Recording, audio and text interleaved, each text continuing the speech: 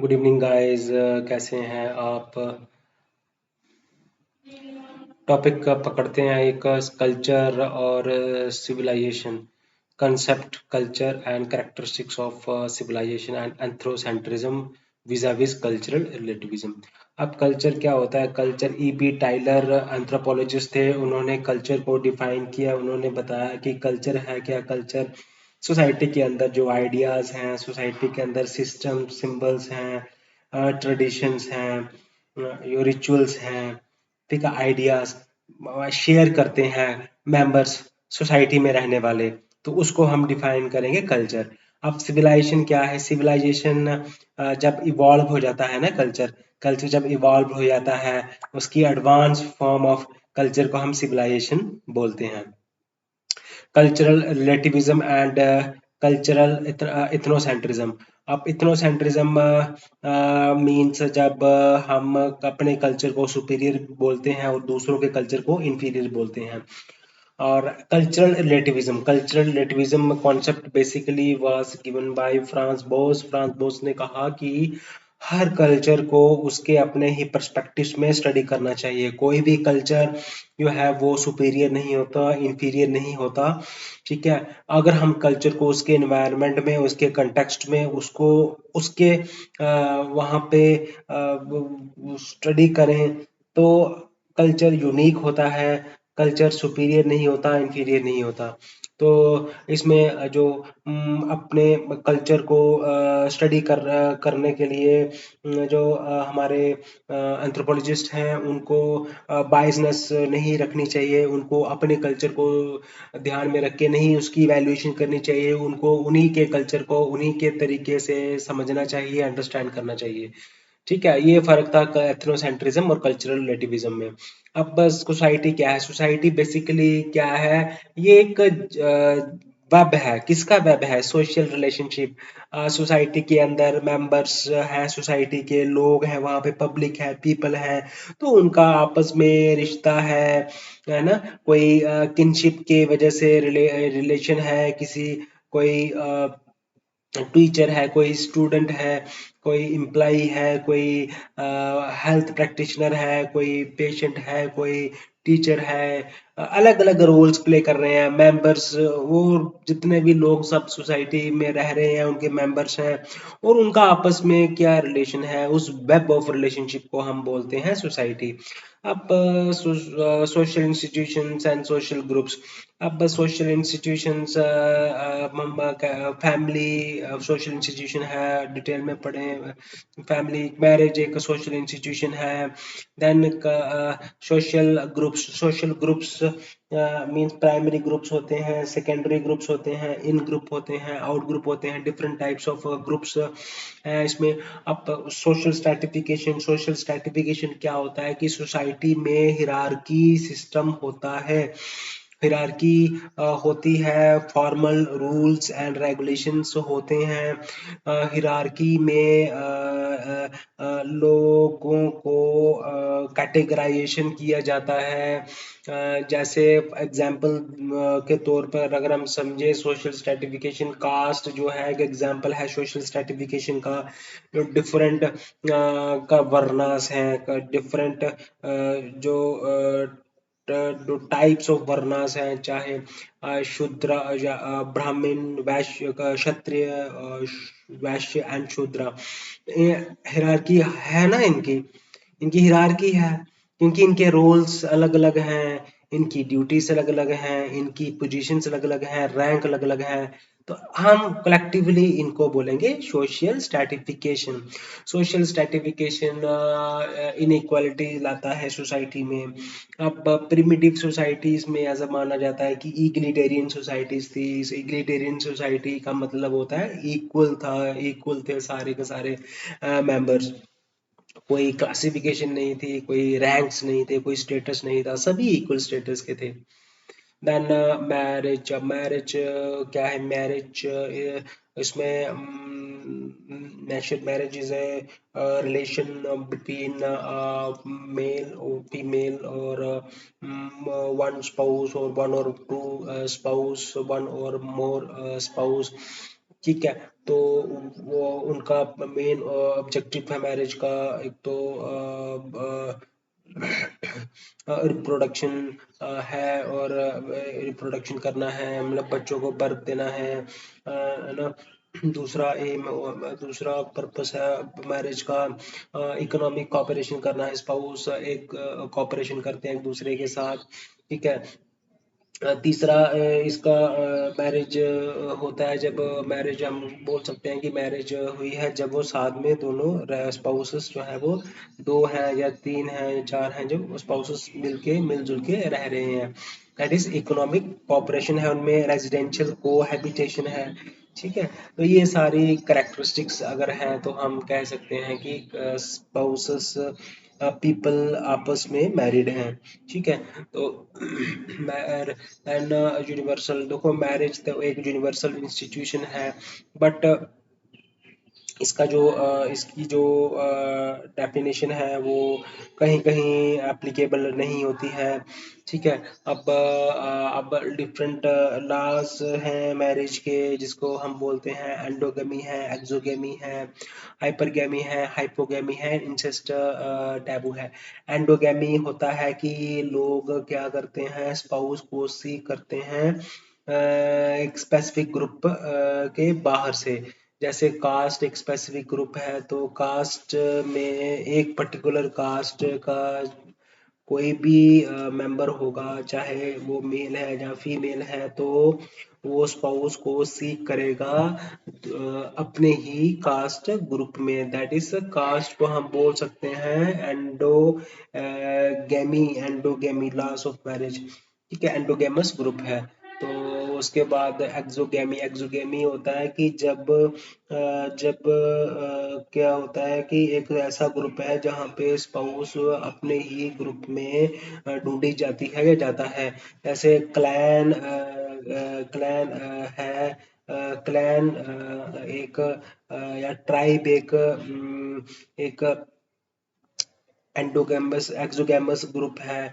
इसका मतलब जो मेंबर्स होंगे ट्राइब के, अब जब वो मैरिज करेंगे तो स्पाउस को अपने ही ग्रुप से वो सेलेक्ट करेंगे, ना ही दूसरे ट्राइबल ग्रुप से शादी करेंगे, जहाँ अपने ही क्लैन में, क्लैन भी हम बोल सकते हैं कि एक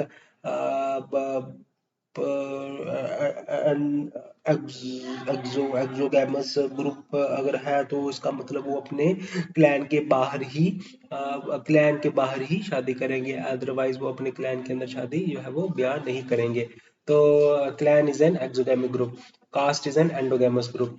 अब हाइपरगैमी, हाइपरगैमी होता है कि जब एक एक लो स्टेटस या मेल जो है वो स्पाउस सीक करता है हायर कास्ट में, मीन्स वो हायर कास्ट फीमेल के साथ मैरिज करता है, उसको हम बोलते हैं हाइपरगैमी। और हाइपोगैमी होता है कि जब high cast mail marriage seek करता है, स्पाउस सीक करता है लोअर कास्ट वीमन को, तो उसको हाइपोगैमी बोलते हैं। अब होता है इंसेस्ट टैबू, इंसेस्ट टैबू है is prohibited, is universal prohibited, because marriage इसमें होता है कि मैरिज जो क्लोज रिलेटिव्स में प्रोहिबिटेड होती है, स्ट्रिक्टली प्रोहिबिटेड होती हैं। ये थ्रू आउट यूनिवर्सल है ऑल ओवर द वर्ल्ड। अब टाइप्स ऑफ मैरिज, मोनोगेमी है, मोनोगेमी है कि a person seeks one spouse at a time। polygamy है, person seeks multiple spouse at a time। तो polygamy, जैसे पोलीगैमी में एक दो तरह की होती है, एक होती है पोलियंड्री, देन होता है पोलीजिनी। पोलीजिनी में one spouse seeks multiple wifes, that is called polygyny।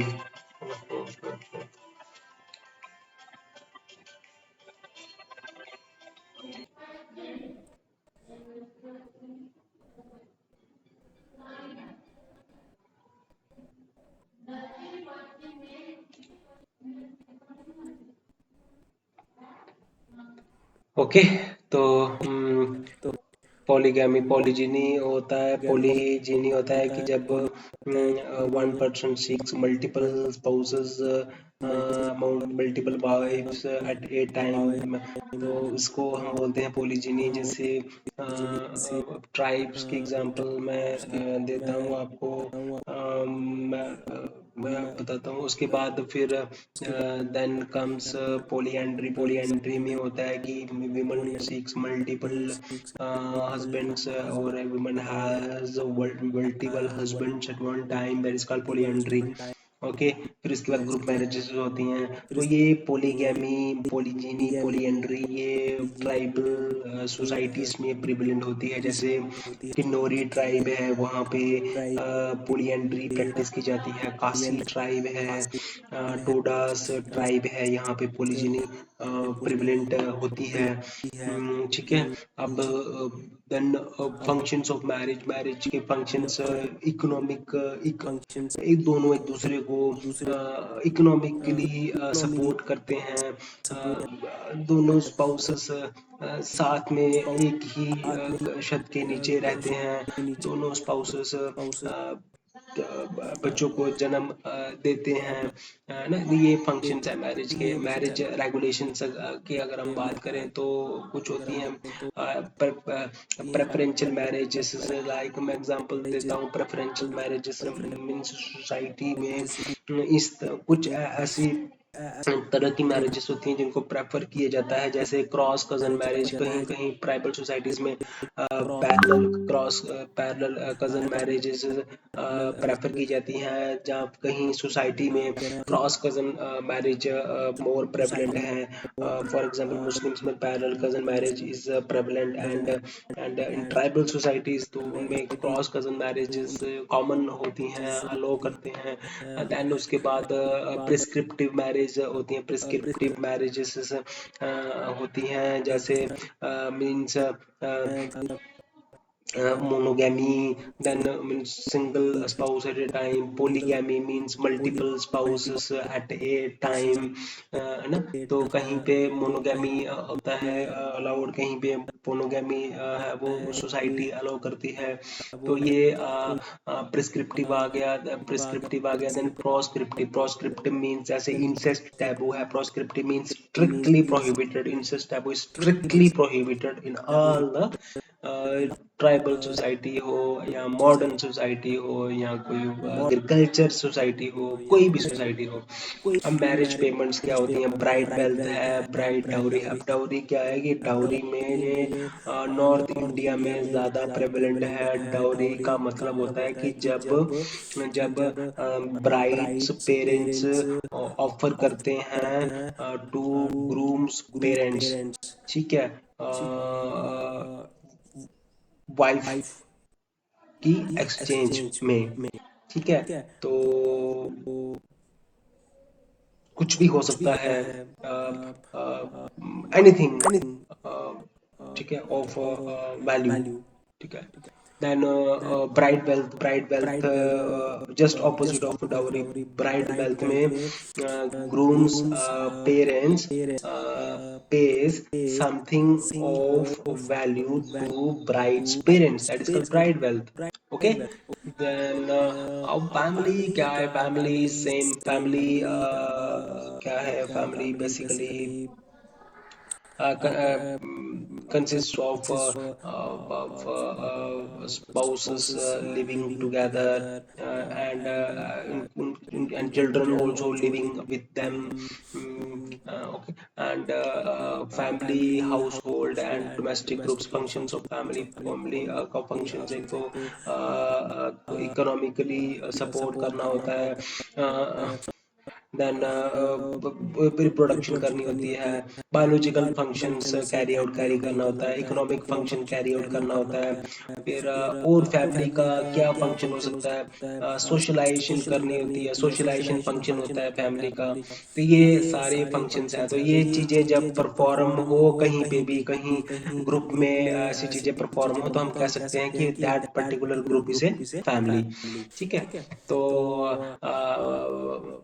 Family different तरह की फैमिलीज होती हैं on the basis of structure. Nuclear family है, छोटी फैमिली है, जॉइंट फैमिली है, बड़ी फैमिली है, ओके, एक्सटेंडेड फैमिली है, जिनको हम आगे फर्दर उनको डिफाइन करते हैं। ठीक है, ब्लड रिलेशन के बेस पे हम फैमिली की डिफाइन करते हैं। टाइप्स है इसकी दो, ब्लड के रिलेशन के बेसिस पे, जिसमें हम बोलते हैं कॉन्सैंग्यूनियस मैरिज और एफिनल मैरिज। कॉन्सैंग्यूनियस फैमिली होती है फैमिली जो जो कि आई थिंक बाय बर्थ होती है, हाँ बाय बर्थ, से जन्म से जो फैमिली बनती है दैट इज कॉन्सैंग्यूनियस फैमिली। और मैरिज करने के बाद और जो फैमिली बनती है जैसे हस्बैंड वाइफ और उनके बच्चे, वो होती है एफिनल फैमिली। और जिस फैमिली में पर्सन बॉर्न होता है उस फैमिली को बोलते हैं कॉन्सैंग्यूनियस फैमिली। ठीक है, जैसे father, father mother and son and daughter, that is an example of consanguineous family. Okay then marriage residence. अब रेजिडेंस के बेसिस पे फैमिलीज को हम कैटेगराइजेशन कर सकते हैं किस तरह की फैमिली। पैट्री लोकल रेजिडेंस हो सकता है। पैट्री लोकल रेजिडेंस में होता है कि शादी होने के बाद वाइफ हस्बैंड के पेरेंट्स के घर में रहते हैं। मैट्री लोकल रेजिडेंस होता है कि शादी हो गई तो हस्बैंड वाइफ दोनों वाइफ के मदर के घर रहेंगे। ठीक है, मैट्रिलोकल पैट्रिलोकल रेजिडेंस। एक होता है neo local residence. Neo local residence होता है कि जब हस्बैंड वाइफ शादी होने के बाद वो एक सेपरेट घर में रहते हैं, ना वो इन फादर के घर में रहते हैं, ना फादर वाले साइड के घर में रहते हैं, ना मदर मदर वाले साइड के घर में रहते हैं। एक होता है वन कुलोकल। वन कुलोकल में हस्बैंड वाइफ शादी करने के बाद मदर, जो वाइफ की मदर है उनके ब्रदर के घर में रहते हैं, that is own to local क्या बोलते हैं उसका फैमिली। तो ये इस तरह की फैमिलीज हैं। तो अब अर्बनाइजेशन है, अब अर्बनाइजेशन आई है, इंडस्ट्रियलाइजेशन हुई है। Industrialisation means rapid growth of industries. Urbanisation mean urban means towns are becoming cities, smart cities बन रही हैं। फेमिनिस्ट मूवमेंट्स का क्या असर हुआ फैमिली के ऊपर, कि इनके ऊपर देखो पॉजिटिव असर भी हुआ, नेगेटिव असर भी हुआ। एक तो फैमिलीज जो जॉइंट थी वो न्यूक्लियर फैमिलीज बन गई हैं, और फैमिलीज माइग्रेट कर रही हैं जॉब की सर्च में सिटीज में, और एजुकेशन लेवल बढ़ रहा है। तो जो रिप्रोडक्शन रेट है वो कम हो रहा है, फर्टिलिटी कम हो रही है, फिकंडिटी कम हो रही है। तो ये इन चीज़ों का सोशियो इकोनॉमिक स्टेटस क्या फैमिली के ऊपर असर हो रहा है, क्योंकि इंडस्ट्रियलाइजेशन से जॉब मिल रही हैं, इकोनॉमिक कंडीशन इम्प्रूव हो रही है, सोशल अपलिफ्टमेंट हो रही है, कास्ट सिस्टम घट रहा है, और एम्प्लॉयमेंट जनरेशन हो रही है। ठीक है, तो डेवलपमेंट हो रही है, लिटरेसी रेट, एजुकेशन जो है वो अब हो रही है। सो है ना, तो सेपरेशन भी हो रही है, फैमिली सेपरेटली रह रही है। They are the impact of urbanisation and industrialisation and feminist movement on family.